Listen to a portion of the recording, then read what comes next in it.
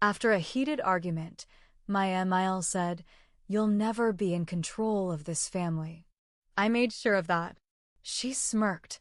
2 months later, she found out I'd been quietly granted conservatorship over her husband's estate after he was diagnosed with cognitive decline.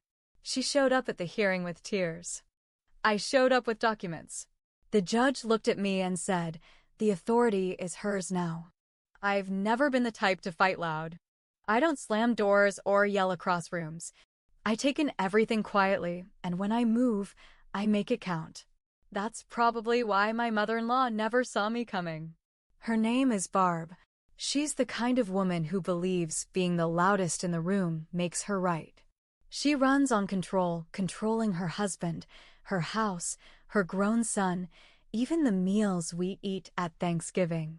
She's the queen bee of her little circle in Allentown, Pennsylvania, and she expects everyone to play along. When I married Nate, I thought I was just marrying a man. I didn't realize I was marrying into a system, a whole family dynamic that centered around whatever Barb wanted. At first, I stayed out of it. I figured it was easier to let her think she was in charge. I bit my tongue when she commented on how I dressed. I smiled when she recooked my food like it wasn't good enough the first time. But Barb had this way of pushing a little further every time I let something slide. One Thanksgiving, she told Nate I should try making a real stuffing instead of using my mom's recipe. Another time, she told me to leave the money stuff to the adults when I asked a question about how Ron, her husband, was handling their joint account. She didn't even look at me when she said it. She said it to Nate, like I wasn't even there. Still, I stayed quiet. Until the night she shoved my homemade lemon tart off the counter like it was trash. That might sound like a small thing, but it was the last straw in a long string of little humiliations. My mom taught me how to make that tart. She died 2 years before I met Nate. That recipe was all I had left of her. And Barb shoved it aside without a thought, just because it wasn't her dessert. After dinner, when she raised her wine glass and said, "To the women who really run this family," something in me snapped. She looked right at me when she said it. Everyone laughed, Nate too, but I could tell he didn't know what to do. I didn't say anything until I was helping her in the kitchen after everyone else had gone to the living room. That's when I let it out. "You act like I don't belong," I said. "Like I'm just someone Nate dragged in off the street. I'm not going anywhere, Barb. You need to stop treating me like I don't matter." She didn't flinch. Didn't blink. Just wiped her hands on a towel and gave me that smirk I'd come to hate. Then she leaned in close and said, "You'll never be in control of this family." I made sure of that. I asked her what she meant. She shrugged like it was obvious. "Ron's finances? I manage everything. I'm the one who signs the checks. The house? In both our names. Power of attorney? Already handled. Nate? He knows where his loyalty is. You? You're just passing through." That night, I didn't yell back. I didn't tell Nate right away either. I took a long shower, sat on the edge of our bed in silence, and started thinking. See, what Barb didn't realize was that I'd been paying attention. I noticed how Ron got confused sometimes. How he'd call me Marcy, which wasn't my name. How he told the same story 3 times at dinner. How he got lost trying to find his keys in the kitchen drawer. I noticed. And I remembered. The next week, I talked to Nate. He'd seen it too. He'd brushed it off, but now he was starting to worry. I told him we needed to get Ron checked out. It took some convincing, but he agreed. The neurologist was kind but firm. Early-stage dementia. Ron wasn't at a point where he needed full-time care, but the signs were clear he wasn't capable of managing everything on his own anymore. Barb didn't want to hear it. She argued with the doctor. She said Ron was just forgetful. But it was real. That's when I started meeting with an elder law attorney. Quietly. No drama. Just information. I learned that conservatorship was possible if we could prove that Ron needed help and that I could provide it. My lawyer said it wouldn't be easy, especially if Barb contested it, but I had something on my side. Ron trusted me. He liked that I listened. He said Barb always rushed him, cut him off. When I asked if he'd be okay with me helping him manage things, he said, I'd feel safer, honestly. We wrote that down. Had him sign things while he was still legally competent. Got medical records. Collected copies of confusing bank statements that showed money going out in weird patterns. Barb had been writing checks to herself, calling them reimbursements. I filed the petition for conservatorship 2 months after that fight in her kitchen. Barb didn't know. Not until the court date came in the mail. She showed up at the courthouse like she was walking into a PDA meeting. Hair done, pearls on, bright red lipstick. She brought letters from neighbors and a priest who didn't even know Ron personally. She was crying before the judge even called the case. She talked about how long they'd been married. How she'd taken care of Ron for years. How this was just a misunderstanding, that Ron was still fine, and I was just a manipulative outsider trying to steal what wasn't mine. Then it was my turn. My lawyer handed the judge a folder thick with documents. Medical records. Letters. Statements. A video we recorded of Ron calmly saying, I trust her. I want her to help. The judge read everything. Asked questions. Listened. And then he said, the authority is hers now. Barb froze. Her mouth opened a little, but no sound came out. It was like watching a machine break down. I didn't look at her again. I had control now, legal, financial, medical. And I wasn't going to use it to hurt anyone. But I wasn't going to let her keep hurting Ron, either. After the judge gave me the conservatorship, everything changed, but not in the way I thought it would. At first, Barb went quiet. Too quiet. She didn't call. Didn't show up at our house. She even skipped Ron's birthday. Nate thought she was embarrassed. I thought maybe she was finally backing off. But then the letters started showing up. Not from Barb. From her lawyer. The first one said she was contesting the conservatorship. That I had manipulated a confused and vulnerable man. That I had turned her own son against her. That I had strategically inserted myself into Ron's care to gain access to family wealth. Nate was furious. He wanted to drive straight to her house, but I stopped him. We were past the point of yelling and door slamming. This wasn't just family drama anymore. This was legal. We responded through my attorney. We sent everything again, the medical reports, the signed statements, the video. The court held firm. The conservatorship was legal and active. Barb didn't stop there. Next, she filed a motion claiming I was mismanaging Ron's care. She told the court I was isolating him. That I refused to let her see him. That I was controlling every conversation, every visitor, every dollar. It was all lies. But I realized then this wasn't about Ron anymore. It never really was. This was about power. Barb couldn't handle the fact that she wasn't the one holding the pen, making the decisions.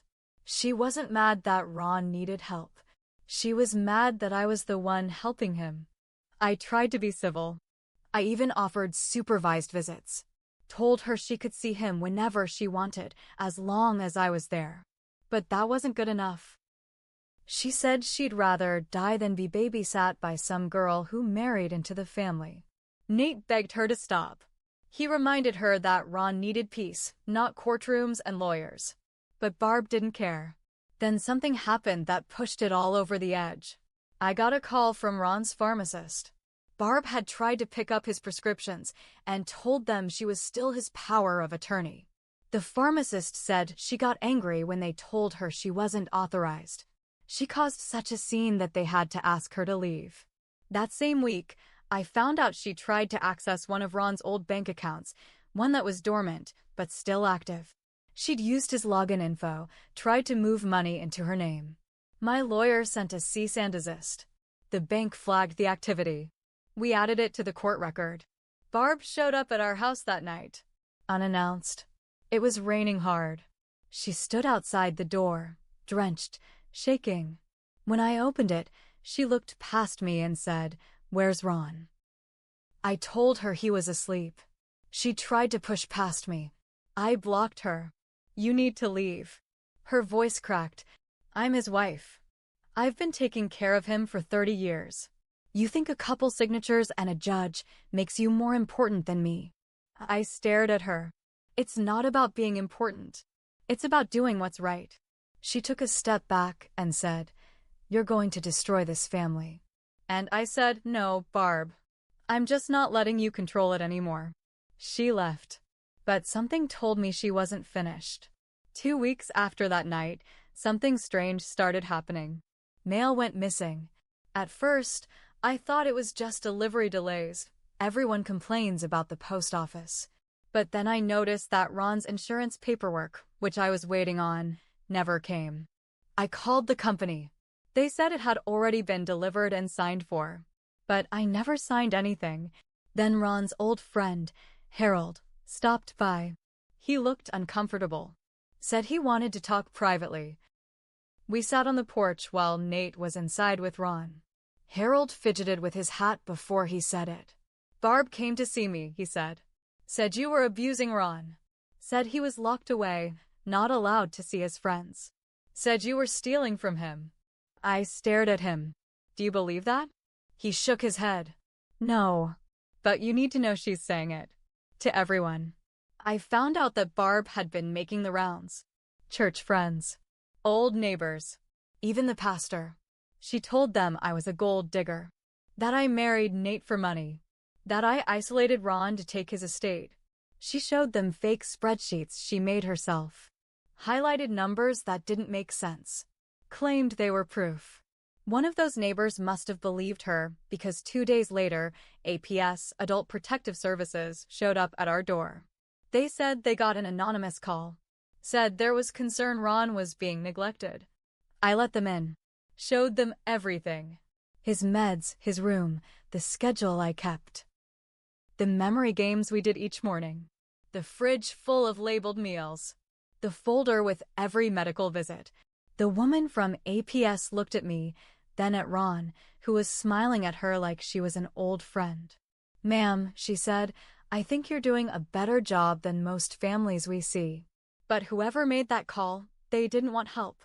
They wanted to scare you. Barb. It had to be. We thought about a restraining order, but my lawyer said it was too early. We needed more. Something undeniable. I didn't have to wait long. A week later, Nate's cousin, Amanda, texted me a photo. It was Barb, standing with a man in a suit outside a nursing home in Lancaster. In the caption, Amanda wrote, She's saying you're about to dump Ron in here and sell the house. I drove straight to the home. Walked right up to the desk. Has a woman named Barbara Lang been here asking questions about bringing someone in named Ron Lang? The woman behind the desk blinked. Yes? She said she was looking at care options for her husband. But she didn't have any documents. I nodded. Because she doesn't have any rights to him anymore. She looked nervous. She said the family was planning to move him in here soon. That it was all arranged. I walked out without saying another word. That was the last straw. I filed for an emergency court hearing. This time, not just to reinforce the conservatorship, but to legally limit Barb's access. The judge granted it. Barb could no longer make visits without supervision. No more calls to banks.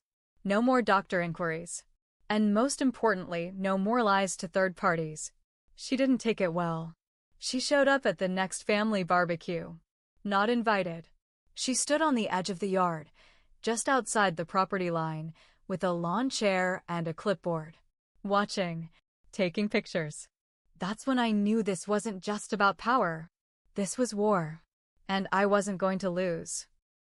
3 days after she showed up at the barbecue with that clipboard like some kind of demented PI, I realized Barb wasn't going to stop, not until she was completely exposed. So I gave her what she wanted. I told my lawyer to prepare one final case. This time, we weren't just defending the conservatorship. We were filing a formal complaint, accusations of defamation, harassment, and financial misconduct. And not just from what she'd done to Ron. We had found something bigger. It started with an old account Ron had forgotten about, a credit card in both his and Barb's names. I found the statement buried in a box of mail Ron kept in the basement. I saw charges for things he never would have approved: spa treatments, $600 handbags, even hotel stays in New Jersey during weekends when Barb said she was volunteering at church retreats. I gave everything to the attorney. And then I made one final move. I called Ron's accountant. He was hesitant at first, but once I showed him my paperwork and the court orders, he agreed to talk. Turns out, Barb had been slowly draining one of Ron's retirement funds for over 3 years. Not huge amounts all at once, just small withdrawals, logged as household repairs or home health expenses. But none of that money ever went to Ron's care. When we added it up, it totaled almost $68,000. That was the nail in the coffin. We brought it all to court. Barb walked in looking smaller than I'd ever seen her. Not her usual pearls and perfect hair, just plain clothes and a stiff jaw. She tried to represent herself this time. No more lawyer. Probably couldn't afford one anymore. The judge took over an hour reviewing the documents, the statements, the bank records. And then he did what I hoped he would. He stripped Barb of all legal and financial authority tied to Ron, froze the accounts she'd touched, and referred her for a financial misconduct investigation. Potential criminal charges pending. But that wasn't all. The judge also ordered her to issue a public written apology to me and to Ron, not just a letter tucked away in an envelope. A full printed notice mailed to every person she'd contacted with her lies: neighbors, friends, the church, even the nursing home. I don't think I've ever seen a more hollow woman than Barb when she stood to leave the courtroom. She didn't say a word, didn't look at me, just walked out slowly, like her feet had turned to stone. I wish I could say I felt triumphant, proud, but the truth? I felt sad. Sad that it had to come to this. Sad for Ron, who trusted someone for 30 years only to find out she cared more about control than care. Sad for Nate, who lost the mother he'd been trying so hard to protect, even when she didn't deserve it. Ron still has moments of clarity. One morning, not long after the ruling, he looked at me and said, "Thank you for not letting her break me." That hit me hard. As for Nate and me, we're stronger than we've ever been. We had some rocky days in the middle of all this. There were moments I thought the stress might rip us apart. But it didn't. If anything, it pulled us closer. And Barb? She moved out of town a month later. Last we heard, she's living in a small apartment in Harrisburg. Alone. No friends left to gossip with. No keys to anyone else's life. And me? I still don't raise my voice. I don't have to. Because now, when people talk about who runs this family, they look at me. And Barb? She finally learned what control really means. It means doing the right thing even when no one's watching. It means protecting the ones who can't protect themselves. And it means never, ever underestimating the quiet one in the room.